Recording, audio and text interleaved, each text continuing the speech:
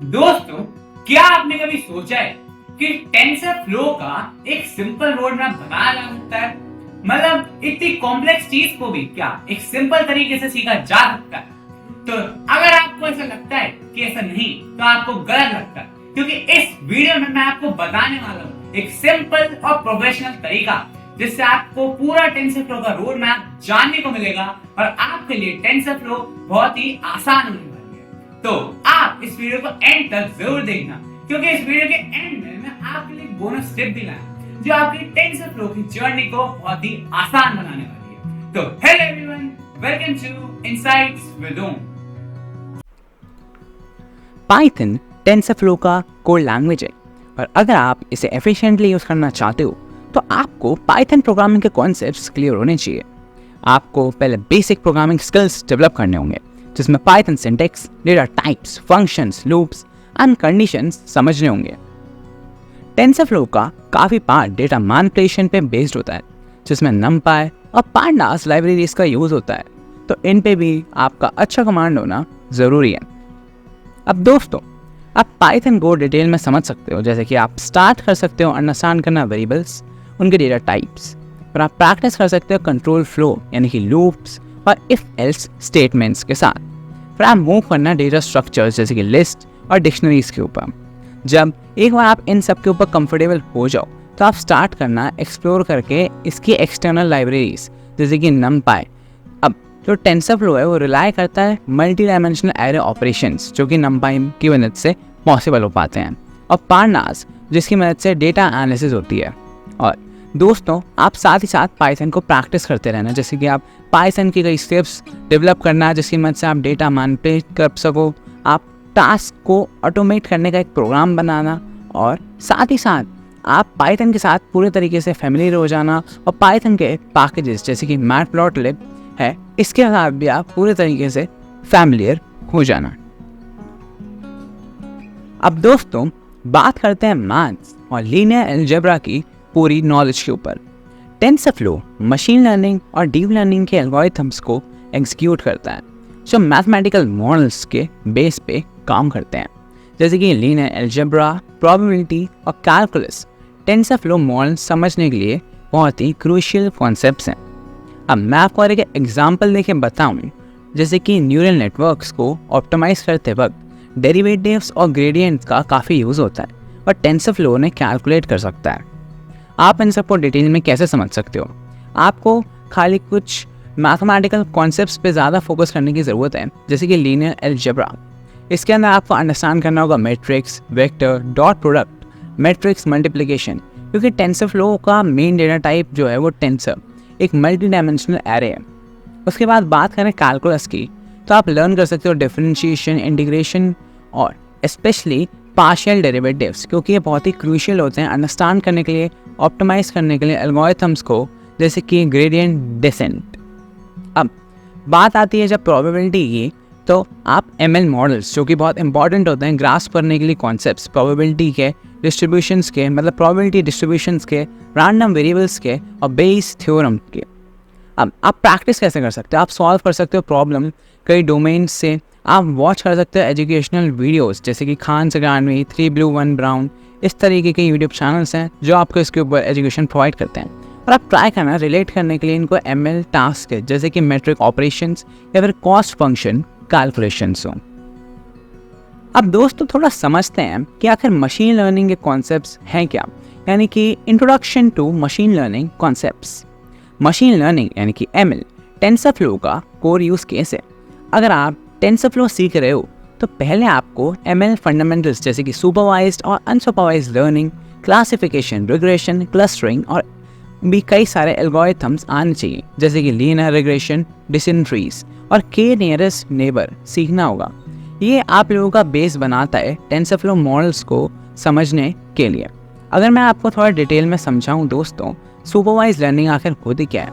ये लर्न करती है मॉडल्स को ट्रेंड यानी कि जो लेवल डेटा होता है उसकी मदद से जितने भी टास्क हैं, जैसे कि क्या परफॉर्म कर सकती है, क्लासिफिकेशन परफॉर्म कर सकती है। क्लासिफिकेशन क्या होता है? आपको एग्जांपल दूं, रिकॉग्नाइज करेगी कोई इमेज कैट है या फिर डॉग है, और रिग्रेशन क्या करता है? ये प्रेडिक्ट करता है कंटिन्यूस वैल्यूज़ के ऊपर। अब बात करें अगर अनसुपरवाइज लर्निंग की, तो ये फोकस करता है क्लस्टरिंग मेथड्स जैसे कि के मीन्स और डायमेंशनलिटी रिडक्शन टेक्निक्स जैसे कि पीसीए के ऊपर। ये यूज़फुल होता है फाइंड करने के लिए पैटर्न जब अनलेबल्ड डेटा होता है।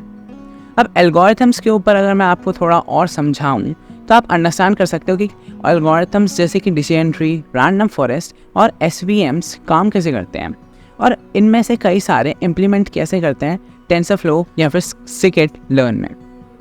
और हाँ दोस्तों, आप इस सब की प्रैक्टिस कर सकते हो, मतलब आप बिल्ड कर सकते हो सिंपल मॉडल्स स्किट लर्न की मदद से। आप वर्क कर सकते हो प्रोजेक्ट्स के ऊपर जैसे कि हाउस प्राइस प्रेडिक्शंस रिग्रेशन की मदद से या फिर सेंटिमेंट एनालिसिस क्लासिफिकेशन की मदद से। आप लर्न कर सकते हो कि लाइब्रेरीज जैसे कि मैटप्लॉटलिब और सीबॉर्न काम कैसे करती हैं और इसकी मदद से हम विजुअलाइज कैसे करते हैं डेटा को। अब दोस्तों बात करते हैं कुछ बेसिक टेंसरफ्लो कॉन्सेप्ट्स के ऊपर जैसे कि टेंसर्स, ग्राफ्स और सेशंस। टेंसरफ्लो की कोर थ्योरी पे बेस है टेंसर्स जो कि मल्टी डायमेंशनल एरेज होते हैं। टेंसरफ्लो में सब कंप्यूटेशन ग्राफ्स के थ्रू होते हैं जो मैथमेटिकल फंक्शंस को यानी कि मैथमेटिकल फंक्शंस को रिप्रेजेंट करते हैं। ये कंप्यूटेशन ग्राफ्स डिफाइन करते हैं कि डेटा का फ्लो कैसे होगा during training and inference. Sessions का यूज़ होता है तो एग्जीक्यूट हम इन्हें किस तरीके से कर सकते हैं इन ग्राफ्स को। आपको मैं ना थोड़ा और डिटेल में समझाता हूँ दोस्तों। जैसे कि टेंसर्स क्या है, आप अंडरस्टैंड कर सकते हो टेंसर्स को जैसे कि रैंक्ड एरेस कि किस तरीके से रिप्रेजेंट करते हैं डेटा को टेंसर फ्लो के अंदर। अब मैं बात करूँगा कंप्यूटेशन ग्राफ्स की, तो इन्हें डायरेक्ट करा जाता है एक एसाइक्लिक ग्राफ जहाँ पे नोड्स होते हैं और ये नोड्स रिप्रेजेंट करते हैं ऑपरेशंस और एजेस जो रिप्रेजेंट करता है फ्लो टेंसर्स यानी कि डेटा का। और अगर मैं बात करूँ सेशंस की, तो सेशंस एग्जीक्यूट करते हैं कंप्यूटेशनल ग्राफ जो कि इनेबल करता है टेंसर फ्लो को रन करने के लिए कई ऑपरेशंस। आपको इसकी भी प्रैक्टिस करनी होगी। आप इसकी प्रैक्टिस के लिए लर्न कर सकते हो कि आप किस तरीके से क्रिएट या फिर रन कर सकते हो basic tensor flow sessions, define कर सकते हो टेंसर्स को और परफॉर्म कर सकते हो ऑपरेशंस इसके ऊपर। और हाँ, आपको अंडरस्टैंड भी करना होगा कि कंप्यूटेशन ग्राफिक्स आखिर बिल्ड होते कैसे हैं। अब दोस्तों हम समझते हैं कि आपको लर्न करना होगा न्यूरल नेटवर्क्स और डीप लर्निंग भी। एक्चुअली टेंसर फ्लो को मोस्टली डीप लर्निंग के लिए यूज़ किया जाता है जो न्यूरल नेटवर्क्स का बैकबोन है। न्यूरल नेटवर्क्स को समझना टेंसर फ्लो सीखने का एक इम्पॉर्टेंट स्टेप है। आपको ना पता होना चाहिए कि न्यूरल नेटवर्क्स कैसे वर्क करते हैं और इनमें लेयर्स कैसे कनेक्ट होती हैं। इसमें इंपॉर्टेंट कॉन्सेप्ट होते हैं एक्टिवेशन फंक्शन जैसे रीलू, सिग्मॉइड, लॉस फंक्शंस जैसे मीन स्क्वायर्ड एरर, और हाँ back propagation for training the model, यानी कि आप किस तरीके से बैक प्रोपोगेशन की मदद से एक मॉडल को ट्रेन कर सकते हो। आपको चलो फिर से मैं थोड़ा और डिटेल में एक्सप्लेन करता हूँ। इसमें न्यूरॉन्स होते हैं। न्यूरॉन्स का करते हैं ये अंडरस्टैंड करते हैं कि किस तरीके से एक सिंगल न्यूरॉन वर्क करता है। इसमें इनपुट्स होते हैं, वेट्स होता है, बायस होता है और एक एक्टिवेशन फंक्शन भी प्रेजेंट होता है। फिर हम बढ़ेंगे आगे फीड फॉरवर्ड नेटवर्क्स के ऊपर। ये लर्न करते हैं कि किस तरीके से डेटा पास हो जाए मल्टीपल लेयर्स से, जिसमें हिडन लेयर भी आता है। ये एक न्यूरल नेटवर्क के अंदर ही होता है जब तक फाइनल प्रेडिक्शन नहीं हो जाता। और हाँ, बैक प्रोपोगेशन में अगर आपको समझाऊं तो स्टडी करता है न्यूरल नेटवर्क्स को, मतलब हम स्टडी करते हैं न्यूरल नेटवर्क्स को बैक प्रोपोगेशन की मदद से। हम कैलकुलेट करते हैं ग्रेडियंट किसी भी लॉस फंक्शन का रिस्पेक्ट टू ईच वेट और चेन रूल की मदद से, जो कि अपडेट करता है वेट्स को मिनिमाइज करने के लिए लॉस को। दोस्तों आपको इसकी भी प्रैक्टिस करनी होगी। आप किस तरीके से प्रैक्टिस कर सकते हो मैं आपको बताता हूँ। आप क्या कर सकते हो, बिल्ड कर सकते हो या फिर ट्रेन कर सकते हो सिंपल न्यूरल नेटवर्क्स जैसे कि टेंसरफ्लो या फिर केरस की मदद से। और आप स्टार्ट कर सकते हो उसमें बाइनरी क्लासिफिकेशन, यानी कि आप ऐसे स्टेट कर सकते हो बाइनरी क्लासिफिकेशन प्रॉब्लम्स के साथ, जो कि MNIST handwritten digit recognition की हेल्प से। दोस्तों अब थोड़ी प्रैक्टिकल एप्लीकेशन की भी बात कर लेते हैं, यानी कि किस तरीके से आप इम्प्लीमेंट कर सकते हो कुछ सिंपल मॉडल्स को। अब आपको टेंसरफ्लो का यूज़ करके कुछ प्रैक्टिकल मॉडल्स इम्प्लीमेंट करने चाहिए। पहले लीनियर रिग्रेशन, लॉजिस्टिक रिग्रेशन और simple feed forward neural networks बनाएं। टेंसरफ्लो का केरस API यूज़ करके आप इजीली मॉडल्स को इम्प्लीमेंट कर सकते हो। अगर मैं आपको और डिटेल में समझाऊं, जैसे कि लीनियर रिग्रेशन, आप स्टार्ट कर सकते हो एक सिंपल रिग्रेशन टास्क को क्रिएट करके। आप उसमें डिफाइन कर सकते हो कॉस्ट फंक्शन, ग्रेडियंट्स और ऑप्टिमाइजेशन स्टेप्स। फिर आता है बाइनरी क्लासिफिकेशन। इसमें आप क्या कर सकते हो, आप इम्प्लीमेंट कर सकते हो लॉजिस्टिक रिग्रेशन। आप टेंसरफ्लो का यूज़ करना और ऑप्टिमाइज करना ग्रेडियंट डिसेंट को। इसके बाद अगर हम बात करें डीप न्यूरल नेटवर्क्स की, तो आप इसमें यूज़ करना केरस सीक्वेंशियल API, जिसकी मदद से आप बिल्ड कर सकते हो मल्टी लेयर्ड न्यूरल नेटवर्क्स। अब आप इस सब की प्रैक्टिस कैसे करोगे ये भी जान लेते हैं। आप क्या करना, ट्रेन करना मॉडल्स को स्मॉल डेटा सेट्स के ऊपर, जैसे कि आइरिस क्लासिफिकेशन के लिए, बॉस्टन हाउसिंग रिग्रेशन के लिए, और फाइन ट्यून करना इनको एडजस्ट करके हाइपर पैरामीटर्स जैसे कि लर्निंग रेट और इपॉक्स। दोस्तों अब हम एडवांस टेंसरफ्लो को समझने जा रहे हैं, यानी कि CNNs और RNNs। एडवांस मॉडल्स जैसे कि कन्वोल्यूशनल न्यूरल नेटवर्क यानी कि CNNs और रिकरेंट न्यूरल नेटवर्क्स यानी कि RNNs को टेंसरफ्लो में इम्प्लीमेंट करना ही हमारा अगला स्टेप होगा। CNNs को इमेज प्रोसेसिंग के लिए और RNNs को सीक्वेंस डेटा जैसे कि टेक्स्ट प्रोसेसिंग या टाइम सीरीज एनालिसिस के लिए भी यूज़ किया जाता है। अब डिटेल में समझते हैं दोस्तों कि आखिर CNNs और RNNs होते क्या हैं। अब CNNs में क्या होता है कि आप लर्न करते हो कन्वोल्यूशनल लेयर्स से, पूलिंग लेयर्स से और फुली कनेक्टेड लेयर्स से, जिसकी मदद से आप टास्क कर सकते हो, जैसे कि इमेज क्लासिफिकेशन हो गया, ठीक है।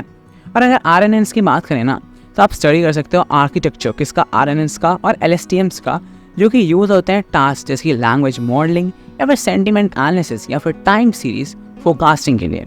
अब आप इसकी प्रैक्टिस कैसे करोगे, चलो आपको ये भी बताते हैं। आप क्या करना, इम्प्लीमेंट करना एक CNN को इमेज क्लासिफिकेशन के लिए। आप इसमें यूज़ करना डेटा सेट्स का जैसे कि CIFAR10 और RNN का, जिसकी वजह से आप टेक्स्ट जनरेशन करना सीक्वेंस डेटा का यूज़ करके। अगर आपको ये थोड़ा मुश्किल से लगे कि मैंने क्या बोल दिया, तो आप थोड़ा सा रिवाइंड करके इसे दोबारा देखना। दोस्तों अब हम समझने जा रहे हैं कि टेंसरफ्लो को आप प्रोडक्शन में कैसे यूज़ कर सकते हो, यानी कि टेंसरफ्लो सर्विंग और टेंसरफ्लो लाइट आखिर है क्या ये चीज़। चलिए इसे भी समझते हैं। अगर आप अपने मॉडल्स को रियल वर्ल्ड एप्लीकेशंस में यूज़ करना चाहते हो ना, तो आपको टेंसरफ्लो के टूल्स जैसे कि टेंसरफ्लो सर्विंग और टेंसरफ्लो लाइट को समझना जरूरी है। टेंसरफ्लो सर्विंग का यूज़ सर्वर इन्वायरमेंट्स में मॉडल्स को डिप्लॉय करने के लिए होता है, और अगर आपको मॉडल्स को मोबाइल या फिर एज डिवाइसेस पर रन करना है, एज का मतलब है माइक्रोसॉफ्ट एज, आपको इन सब पे रन करना है, तो आपको टेंसरफ्लो लाइट का यूज़ करना पड़ेगा, जो मॉडल्स को ऑप्टिमाइज़ करता है। चलिए मैं आपको इसे डिटेल में भी समझाता हूँ। टेंसरफ्लो सर्विंग आखिर है क्या। आपको लर्न करना होगा कि किस तरीके से आप डिप्लॉय कर सकते हो ट्रेन मॉडल्स को एक स्केलेबल प्रोडक्शन एनवायरनमेंट के अंदर। ये आप सीखना टेंसरफ्लो सर्विंग के अंदर। और टेंसरफ्लो लाइट के अंदर आप क्या करना, आप अंडरस्टैंड करना कि किस तरीके से आप ऑप्टिमाइज या फिर कन्वर्ट कर सकते हो मॉडल्स को एक फॉर्मेट के अंदर, जिसकी मदद से आप रन कर सकते हो उन्हें मोबाइल पे या फिर अपने एम्बेड कर सकते हो डिवाइसेस पे जहाँ पे लिमिटेड रिसोर्स हो। आप प्रैक्टिस कैसे करना कि आप फॉलो करना ट्यूटोरियल्स जो कि डिप्लॉय हो रहे हैं एक मॉडल के ऊपर टेंसरफ्लो की हेल्प से, मतलब टेंसरफ्लो सर्विंग की हेल्प से। और आप ट्राई करना कन्वर्ट करना एक मॉडल को टेंसरफ्लो लाइट में मोबाइल कई एप्लीकेशंस के लिए, यानी कि आप टेंसरफ्लो लाइट की मदद से कई मोबाइल एप्लीकेशंस पर उन्हें कन्वर्ट करना, तो इसकी मदद से आपकी काफ़ी अच्छी प्रैक्टिस हो जाएगी टेंसरफ्लो सर्विंग और टेंसरफ्लो लाइट के ऊपर। दोस्तों अब हम आगे बढ़ते हैं और समझते हैं कि आखिर फाइन ट्यूनिंग और ट्रांसफर लर्निंग है क्या ये चीज़। आपको ट्रांसफर लर्निंग सीखना चाहिए, जो एक एडवांस कॉन्सेप्ट है जिसमें आप प्री ट्रेन मॉडल्स का यूज़ करके अपने स्पेसिफिक टास्क के लिए फाइन ट्यूनिंग करते हो। आप समझें, यानी कि ये एक एडवांस कॉन्सेप्ट है जिसमें आप प्री ट्रेन मॉडल्स का यूज़ करके अपने स्पेसिफिक टास्क के लिए फाइन ट्यूनिंग करते हो। ये टेक्निक काफ़ी टाइम सेविंग होती है ना, क्योंकि जब आपके पास लिमिटेड ट्रेनिंग डेटा हो तब उस टाइम के लिए तो बहुत टाइम सेविंग है। अब मैं आपको डिटेल में समझाऊँ। ट्रांसफर लर्निंग अलाउ करती है आपको किसी भी मॉडल को ट्रेन करना किसी लार्ज डेटा सेट के ऊपर, जैसे कि इमेज नेट, और फाइन ट्यून करना इसे एक स्मॉलर डेटा सेट के साथ। ये स्पेशली यूज़फुल होता है टास्क जहाँ पे आप कलेक्ट कर रहे हो क्लास डेटा सेट जो कि डिफ़िकल्ट है। आप इसको पता है प्रैक्टिस कैसे करना, आप यूज़ करना टेंसरफ्लो हब का और डाउनलोड करना प्री ट्रेन मॉडल्स, और आप अप्लाई करना इनको कस्टम डेटा सेट्स के ऊपर। फिर आप क्या करना, ट्राई करना इन मॉडल्स को मोबाइल नेट की मदद से। मतलब मोबाइल नेट आप कहाँ यूज़ कर सकते हो, इमेज क्लासिफिकेशन के अंदर। इससे आप समझ पाओगे कि ये किस तरीके से होता है, आपको एक पूरा एक्सपीरियंस मिलेगा प्रैक्टिस करने का। ठीक है, चलिए दोस्तों अब हम आगे बढ़ते हैं। दोस्तों अब हम चलते हैं मॉडल ऑप्टिमाइजेशन और फेडरेटिक लर्निंग के ऊपर। आपको मॉडल ऑप्टिमाइजेशन और फेडरेटिक लर्निंग के एडवांस टेंसरफ्लो फीचर्स को भी एक्सप्लोर करना चाहिए। मॉडल ऑप्टिमाइजेशन टेक्निक्स जैसे क्वांटाइजेशन और प्रूनिंग का यूज़ करते वक्त या फिर करते हुए आप मॉडल्स को ना फास्टर और लाइट वेट बना सकते हो, जो मोबाइल डिवाइसेस के लिए ज़रूरी है। फेडरेटिव लर्निंग एक न्यू कॉन्सेप्ट है जिसमें आप डिसेंट्रलाइज डेटा के ऊपर मॉडल्स ट्रेन करते हो और बिना डेटा को ट्रांसफ़र किए, जिससे प्राइवेसी भी मेंटेन होती है। अगर आपको ये थोड़ा सा मुश्किल लगे कि मैं क्या बोल रहा हूँ ना, तो आप थोड़ा सा इसे रिवाइंड करके देख सकते हो, क्योंकि पहली बार में इसे समझना थोड़ा सा मुश्किल हो सकता है। अब अगर मैं आपको इसे और थोड़ा डिटेल में लेके चलूँ, तो बात करें मॉडल ऑप्टिमाइजेशन की, तो जो टेक्निक्स होती हैं जैसे कि प्रूनिंग, ये क्या करते हैं, रिमूव करती है अननेसेसरी कनेक्शंस को, और क्वांटाइजेशन ये क्या करती है, रिड्यूस करती है प्रिसीजन ऑफ मॉडल वेट्स, यानी कि प्रिसीजन ये क्या करती है, रिड्यूस किसका, मॉडल वेट्स का, और ये अलाउ करती है मॉडल्स को रन फास्टर स्पीड से और लेस रिसोर्स यूसेज के साथ। अब मैं बात करूँगा फेडरेटिव लर्निंग की, तो एक डिसेंट्रलाइज एनवायरनमेंट के अंदर जैसे कि स्मार्टफोन्स या फिर IoT devices, federative learning allow करती है मॉडल्स को ट्रेन करना लोकली ईच डिवाइस पे, और ये इम्प्रूव करती है डेटा प्राइवेसी और सिक्योरिटी। अब आपने इसे समझ तो लिया, अब ये भी जान लेते हैं कि आप इसकी प्रैक्टिस करोगे कैसे।